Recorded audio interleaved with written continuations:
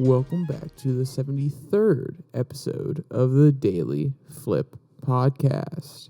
I'm your host, Alex, and today we're going to be flipping through some of the top stories. Our first two are going to be talking about Biden's current foreign policy and some of the errors, especially the ones involving China. And then our last article is going to talk about NASA's estimate of an asteroid that would be about $10 quintillion, and if it was mined properly, would crash the world economy. But, it's a speculative piece, and I think it's a fun one, so we're going to jump to that at the end. And, of course, we'll finish today with our Daily Delight, a story meant to leave you feeling positive and ready to take on a day. Now, that's enough rambling from me. Let's jump into our Daily Debate. So there's definitely a sharp contrast between Trump's more self-reliant and Biden's globalist foreign politics.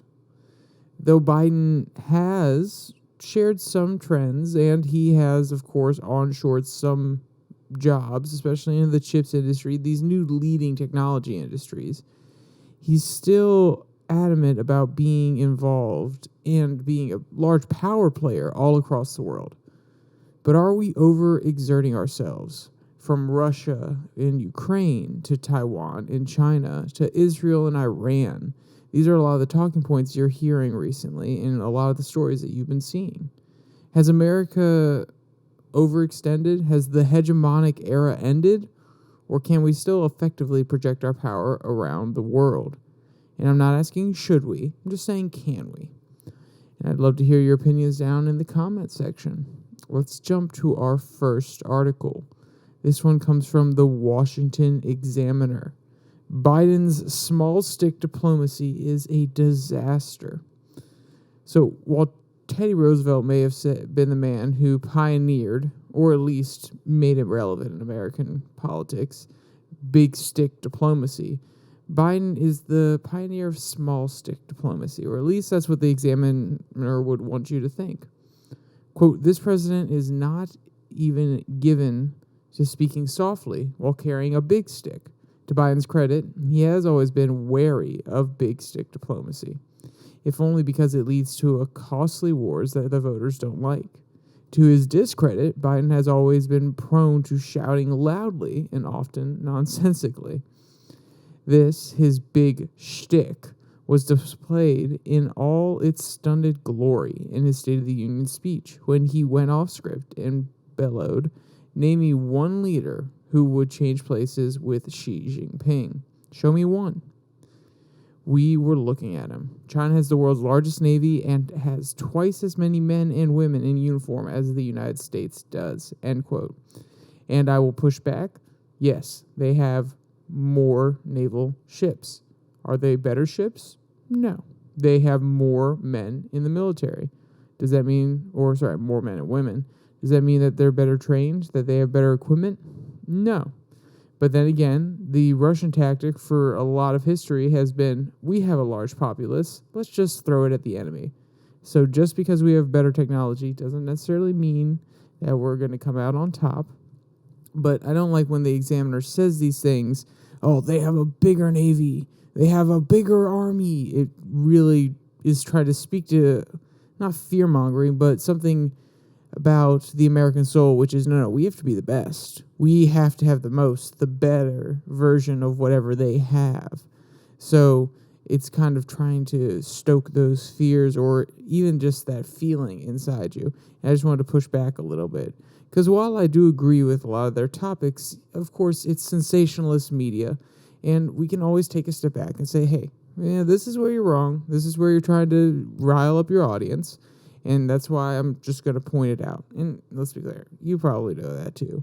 But I just feel like it's something that some people, they just read through these articles and they don't necessarily think about it. And sometimes you really have to stop and say, so what angle are they coming from? Where are they right? Where are they wrong? And even if you agree with them, find a few places where they're wrong just so you're enforcing your critical thinking. Sorry, I'm ranting to you, at you, like you're a college student. I'm a college professor. And like I know anything about critical thinking. I'm still young and naive. So if there's ever been a better time, in my opinion, to be waving around our big stick, it would be right now. China, no doubt, has seen the weakness on the world stage. When we pulled out of Afghanistan, are begging and pleading with Iran or OPEC, or of course the whole debacle with the balloon. There is blood in the water, and I'll tell you now, we are definitely not the shark in this situation. China is trying to find any point where we are weak enough, or they're trying to wait until we are weak enough in order to invade Taiwan. We have known for a long time that they wanted to invade Taiwan. They have done mock military drills on what it would look like crossing the strait and invading Taiwan. So like I said, we are fully aware that they want to. We know that they are going to pursue this at some point.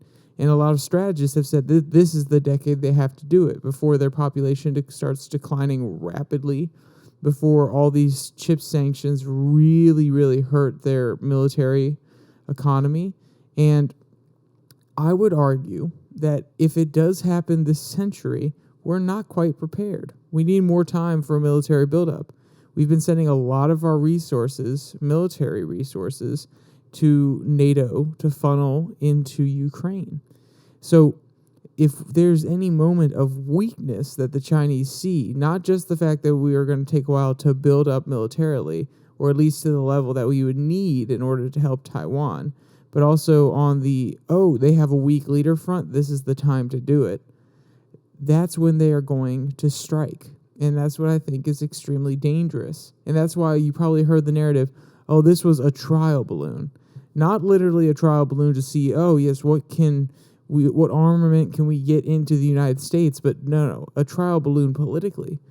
What can we do? What can we get away with? And I know you've heard this through line a lot because it is an important narrative that's been spun from it. But I don't actually disagree. I do think it's over talked about, but I do agree with the premise that they are assessing whether or not we would be willing to shoot down a balloon and deal with the political and geopolitical consequences versus just letting it fly over the United States and then dealing with it when it's outside the airspace and could be put down on the ground in the water. There are lots of options. There were lots of options on how to deal with it. And we didn't necessarily choose the weakest one, because the weakest one would have been letting it fly back home. But we definitely didn't choose the strongest one either, in my opinion.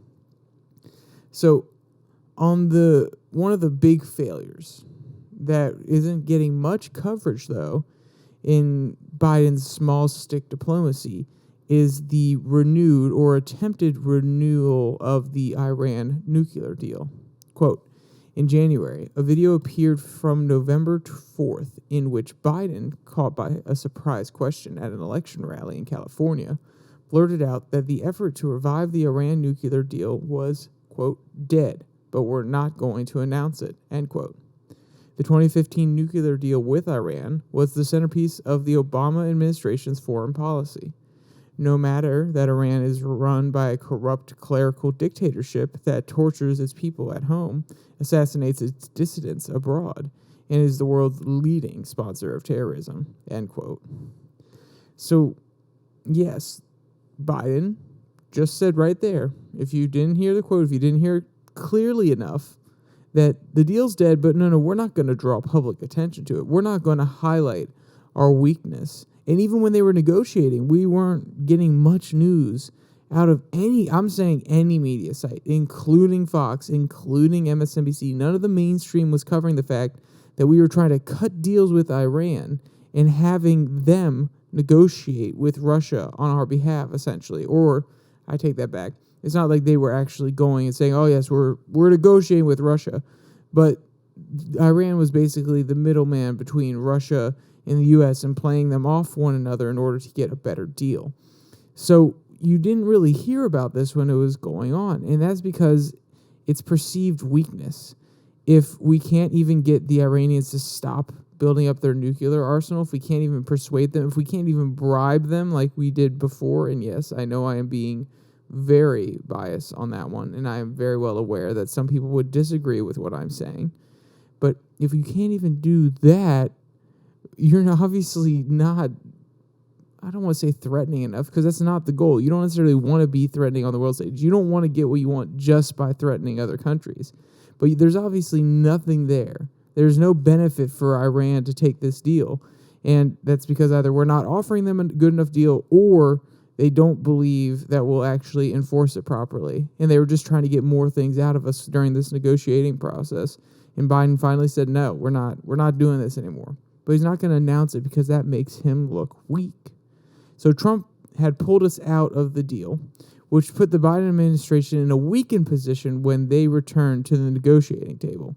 And that's the thing. I don't necessarily think it was a bad thing to pull out of the deal, because I don't think it was a great structured deal. But you definitely cannot say that from a strategic point of view, if you were to go back into negotiating, Trump did not screw over Biden. If you pull out of the deal and then you have basically, let's say your boss pulls out of a contract, and then when he retires, you come back to that person and say, oh, can we get that contract back?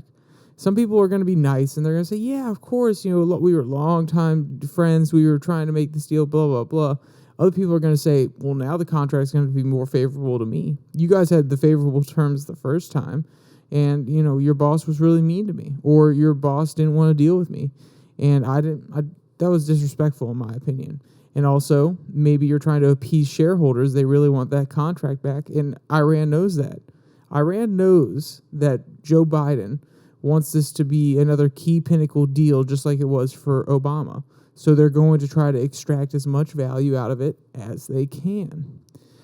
And instead of taking us up on their offers, they struck deals with China and Russia. So you see this coalition forming, like I mentioned at the top of the show. Russia, Iran, China. You see these countries that don't necessarily like us. They don't want to deal with us. They're building their own coalition. They're building a wall where they're trying to interject wherever we are. And now we're turning to our allies, because we don't want to get in direct conflict with them, but we're turning to our allies like Israel to drone strike some of their facilities in Iran. We're trying to support Taiwan with bringing TSMC to the United States, so that we absolutely need their company in order to build our new fabs. So then we have a strategic reason to protect them if China tries to invade. And we're obviously backing Ukraine. So the battle lines are forming a lot more solidly. You could say that there's like I said, a wall coming up between the sides, and it's only getting taller and taller and taller, in my opinion. And we have not only been adding to our list of enemies, but shrinking our list of allies. And this is where I think Biden has made the largest mistake, because we knew we were coming into unstable times, especially with the shakeup that COVID caused. So this would be the time to really shore up your allies, make sure that those who are behind you are still behind you, make new friends. And that's not to say we haven't made new friends. We strengthened ties with India, Australia, Japan, South Korea. But we have also faulted some of them, and we lost Philippines to China there for a little bit because they were offering large amount of infrastructure deals. China was going to come in and build lots of infrastructure in the Philippines. So we have to really step back and say, okay, we understand that we don't necessarily agree with all of these other countries' foreign policies. I want you to think Saudi Arabia. We were not happy with what the Philippines were trying to do, but we still need to think about the Philippines and say, okay, no, we may not agree with all your politics. We may not love your leaders, but at the end of the day, we don't want you to work with China. We don't want you to favor China over the United States. So we need to take a step back and stop saying, oh, yes, we are the moral high ground. We are the moral police. If your policies in your country do not bend to our will, then we will not work with you properly. If we can't agree on this one thing, we're not going to work with you. We can't afford that at this point. We can't be losing allies, especially key ones such as Saudi Arabia, who has a large influence in the Middle East. And even if you would argue, some would argue that they don't have a large political influence because everybody there doesn't necessarily like them, they still have a huge military presence in the Middle East. And could you really afford them joining teams with Iran and trying to invade Israel or Iraq? I don't think you could. Now, to be clear, I am not the most well-versed on Middle East politics. I've spent a lot of my time worrying about South China Sea politics, China, Asia, and even then, I'm not as well-versed as a lot of the people you could hear talk about this. But just from a bird's eye view, we don't want to alienate our allies. We want to strengthen our ties because that's exactly what Russia, Iran, and China are doing. They're building a coalition. They're relying on each other for trade. They're becoming some of the largest trade partners between one another, trading military technology as well as commodities and just technology in general, sharing information. So we have to make sure that the people that are in our corner and the ones that we're in the corner for, we keep those connections good. Because at this point, it feels like we're headed towards a big kerfuffle, if you want to put it that way. And it does scare me just a little bit when I see Biden not only being weak, but also losing some of our allies. All right, there's another quote from this one that I really wanted to read. The U.S. is already fighting one proxy war with Russia in Ukraine while trying to fend off another in China in Taiwan. It is now prepared for a third, this time in the Middle East. On January 22nd, the U.S. and Israel conducted Exercise Juniper Oak 23.2. The Pentagon called it the largest U.S.-Israel partnered exercise in history, end quote. The maneuvers integrated Israel into the U.S. Central Command and included unmanned aerial vehicles, strategic bombers, jet fighters, and precision fighters, and the USS George W. Bush Carrier Strike Group, end quote. So we're being stretched thin. That's all I'm trying to say. We're dealing with three different things in three different areas. You never know where another one's going to come up. You never know where we're going to have to deploy all of our resources. And honestly, I don't know if we would be fully capable of responding the way that we would need to all these different crises if they were to escalate at the same time. And that does scare me a little bit. All right, let's jump to, on the same thread, but a different article. This one comes from The Intercept. U.S. weather balloons to spy U.S. sent weather balloons to spy on China and the Soviet Union in the 1950s. So like I said, this article comes from The Intercept, and I want to read you the first paragraph or so from this article. Quote, before the balloon was shot down by the U.S. on Saturday, China's government stated it was a civilian airship used for research, mainly meteorological. For its part, the Pentagon says it was with very high confidence that the balloon was conducting surveillance. It's understandable that the U.S. government would be suspicious, given that America sent spy balloons exactly the same size over both the Soviet Union and China in 1956, and made exactly the same claims as China is making today about what we were up to, end quote. And what I find despicable, I shouldn't say despicable, what I find disingenuous about this article is they are trying to frame it as if we should not be outraged. I don't disagree that we did the exact same thing in the 1950s. But that is not the point. That's the point the article is trying to make. It's trying to say, oh, well, we did the exact same thing, so we can't be mad. No, that is not the case whatsoever. Yes, we did the exact same thing. And they had the right to be outraged then, and we have the right to be outraged now. It is a violation of sovereignty. And as an American, I'm obviously biased. I think we should be doing these sorts of information gathering. And I think the Chinese should be doing these sorts of information gathering, or at least in order to protect their sovereignty and in order to best aid their nation from a realist point of view or a realist geopolitical point of view.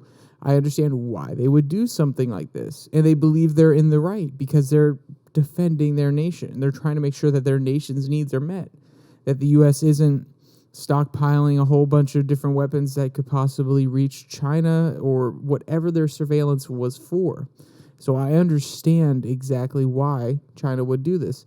But that doesn't mean, and just because we did in the past, that does not mean that we should not be outraged when something like this happens. Because at the end of the day, we do not want China spying on us. Like I said, there's a difference between understanding why they would want to do it and why it's in their best interest and actually allowing it to happen. And also, they let us see the balloon. That's what I'm very concerned about. The author talks about how a lot of these balloons actually weren't seen. Some of them were shot down, but a lot of them weren't seen, and they were at very high altitudes, and we never ran into trouble with them. And that is one aspect of this, which is the balloon. I don't know if it could have been any higher, but it was at a specific altitude where it could be seen, photographed, videoed with just a phone, without any special technology. So I feel like there is more to this than just trying to get surveillance. I really do believe, from everything I've seen, that is the Chinese testing what they can get away with. And then you see that we shot down another unidentified object. And I'm not saying a UFO. I'm saying, for the technical term, an unidentified object over this weekend. And then also you saw these lasers over Hawaii. This is all speculation at this point. People are saying it's a Chinese satellite.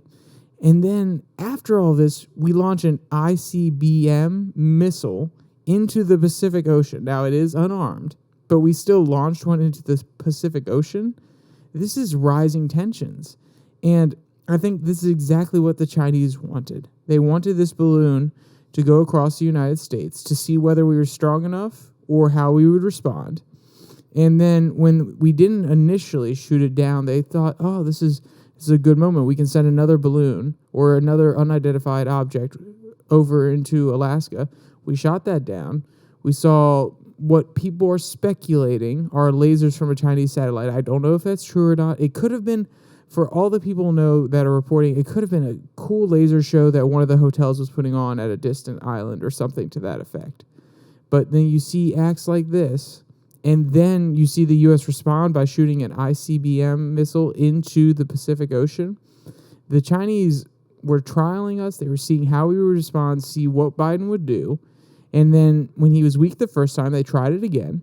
He was stronger the second time. They tried something else, and this is just a theory, but if you want to run with it, they tried something else with using the lasers on the satellite to scan the ground. And then the U.S. said, no, this is enough. We're going to pull a North Korea. We're going to do what North Korea does, and we're going to send a missile out into the ocean pointlessly just to prove that we're not afraid to send an inert missile into the ocean. And I'm not saying it's a weak response. It's more symbolic than anything. But these tensions are rising. These are not going to be fun times in the next few months if we keep escalating in the way we're escalating right now. And the only way, in my opinion, to truly deter China from pressing us is to show, one, we're not afraid to back down, so we should have shot the balloon a little bit earlier.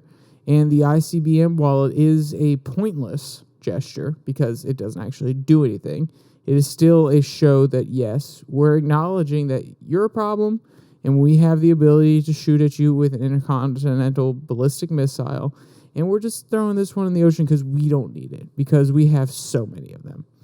So I think these are steps in having the big stick diplomacy that's going to deter them. But at the end of the day, we need to ensure that Taiwan is protected. In order to truly deter China from going into Taiwan, it's not a thing of, oh, we need to show that we are strong as the United States is. No, we need to show that our bond, our agreements, our treaty, not official treaties, our agreements, our contracts, our social contract with Taiwan is strong. That's what we need to show is strong, not just the U.S. independently.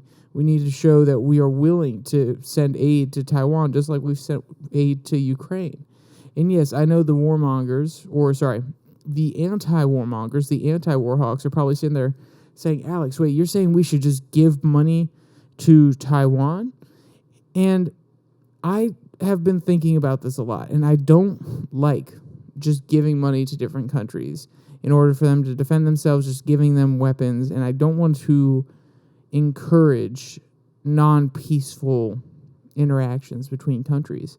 But I also think that Taiwan, and this is because I'm biased and I've spent many years worried about this issue, but I think that Taiwan is, just as Ukraine is, they are both very strategical points. If Russia were to fully annex Ukraine, they would have or at least the region that they have now and Crimea, they have a direct land corridor to the Black Sea, which allows them to circumvent the issue in the Baltic Sea, which is they're completely surrounded by NATO countries in the Baltic Sea, especially now that Sweden and Finland have applied for membership. So that gives them access to the Mediterranean via Istanbul, which is Turkey, a very friendly nation to Russia. So you see how this is strategically advantageous to them. Taiwan is impeding China's ability to extend their control over the South China Sea. So it is strategically important that Taiwan stay in place in order to corral China and to keep them from exerting undue influence in the region. And yes, I understand. We are not there. We are not living in those regions. Why does it matter, Alex?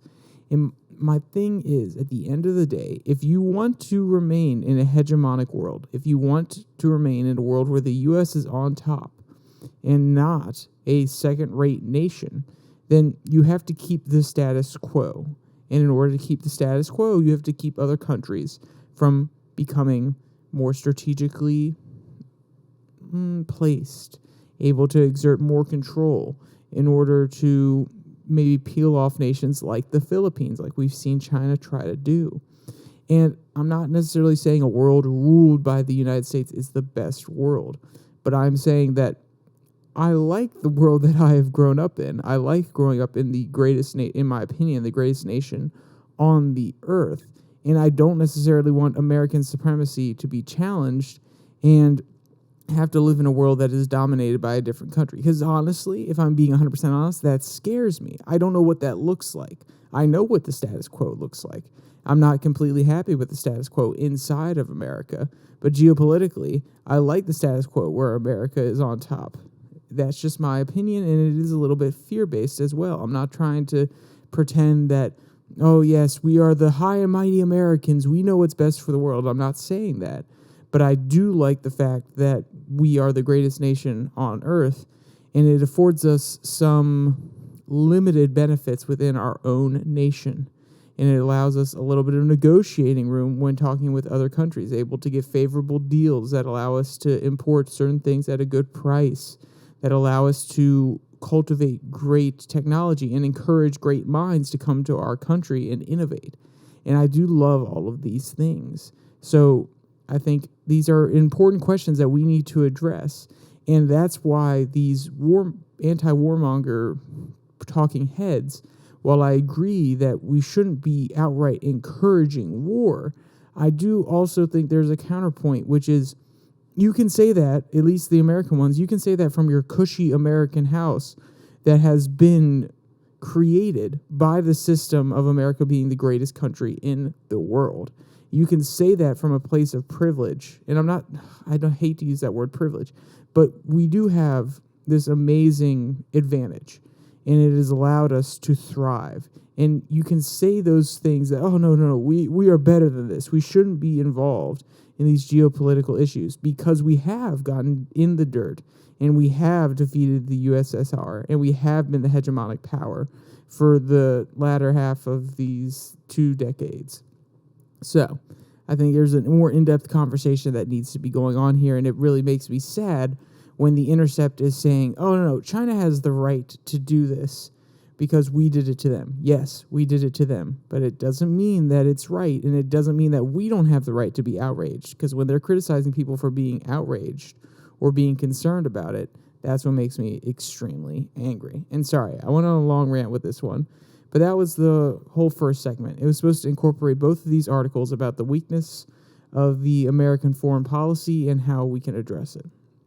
All right, so I did promise that we were going to have an article talking about mining a $10 quintillion asteroid. So I'll make it very quick, but I just thought it was a cool article that I read from the New York Times. You've heard these billionaires and you've heard NASA talk about possibly mining asteroids. And this one has a metal shell, and it is full of nickel and other valuable metals, as well as platinum. And what I thought was interesting here is the authors talk about how if they were to actually mine this asteroid and bring back everything, not just a little bit, but bring back every single mineral on the asteroid, it would actually crash the world economy, because, or at least in these certain segments where we're talking about nickel, copper, and these other sort of elements, because the law of supply states when you have an undue supply, when you have way too much supply, demand's going to go down. And when demand goes down, price goes down, or at least demand relative to supply goes down. So if you have a lot of nickel that you're bringing back from this asteroid, well, all of a sudden there's so much nickel that people don't have to go and buy it for $5 a pound. Now they can buy it for $1 a pound. So it was always interesting to me when you hear about Bezos saying, oh, yes, we're going to go mine these asteroids. And it brings up a really big question, which is, what's this a future economy? Because it's very expensive to go mine these asteroids. But if there are ones like this one that's in the asteroid belt that are worth $10 quintillion, is Bezos just going to bring back all of the nickel and then, like the oil companies used to do, is just store it so that it doesn't go onto the free market and then crash the price? Or are they only going to go for the valuable metals? And then once we start losing these other metals on Earth that we use for all of our circuits, our technology, is that when they're going to start mining these other resources? And at that point, is it still going to be cost effective? Because these minerals aren't necessarily the most expensive things. Don't get me wrong, they're not cheap. But compared to platinum or gold or even diamonds, which could be mined from these asteroids in theory, then, what's the economy going to look like? And I thought this was a very interesting speculative article. And honestly, I think it's worth a read for yourself because I can't summarize it well enough. And also, I don't understand all the science behind it as well as I wish I could. And I think that if you want to read this one, there'll be a link in the description where you can find it. It's a really great article. You do have to be a New York Times subscriber, but maybe they'll give you one free article. I don't know. All right, let's jump to our daily delight. This one comes from the animal rescue site. Golden Retriever Mama teaches her puppies how to play in the snow. So have you ever gotten into a snowball fight with your parents? Well, if not, I am sorry. And maybe your parents could take a page out of this doggy mama's book. Quote, being a mom is a tough job. And that's not only true for humans, but animals as well. However, alongside the hard stuff is also a lot of fun stuff. Just like Boone, a golden retriever living in northern Vermont. Just ask Boone. End quote. So Boone is trying to teach her youngins one thing or one valuable lesson about playtime. Quote, in the video, you can see Boone and a handful of playful puppies outside in the snow. The 7-week-old puppies are still learning the ways of the world, and Mama Boone is more than happy to teach them how to navigate the snow and play and roughhouse, end quote. And it really is a cute video and photos that you see. And beautiful landscape, too, in Vermont. And if you want to see any of those cute photos or videos, if you want to read the asteroid story or any of the other stories that I highlighted here today, there will be a link in the description below that like and subscribe button, as well as the links to the podcast on all the other platforms that we're on currently, so you can download it, listen on the go, that sort of thing. And with all that said, there's only one more thing to say. Stay safe, don't die.